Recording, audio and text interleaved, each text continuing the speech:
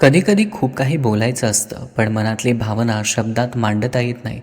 डोळ्यात अश्रूंचा अथांग समुद्र जरी साठला असला तरीही डोळ्यांना रडता येत नाही. कधीकधी मन खूप असहाय्य होतं. मनात वादळ सुरू असतानाही शांत राहावं लागतं. तुटलेल्या मनाला घेऊन ओठांना हसावं लागतं. कधीकधी खरंच खूप त्रास होतो. स्वतःच्या भावनांचा खेळ आपण शांतपणे पाहत असतो. मनात एवढं काही साचलेलं असतं की श्वास घ्यायलाही त्रास होतो.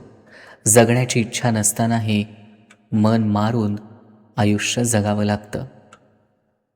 बोलावं की गप्प राहावं? आधी मी सगळं मनात ठेवायचे, कारण उगाच कोणत्या गोष्टीवरून गैरसमज नको असं वाटायचं. तेव्हा तूच म्हणालास, सगळं माझ्याशी बोलत जा, नाहीतर मला परकं असल्यासारखं वाटतं. मग हळूहळू म्हणून मी मनातलं तुझ्याशी बोलायला शिकले. पण आता बोलले की वाटतं माझे शब्द समजून घेण्याआधीच त्यांचा वेगळाच अर्थ निघतो. आणि मग पुन्हा प्रश्न पडतो, मनातलं बोलून नातं जपायचं की गप्प राहून वाद टाळायचा? कारण मला भांडायचं नाही. मला फक्त इतकंच हवं आहे, मी बोललेलं ऐकलं जावं आणि न बोललेलंही समजून घ्यावं.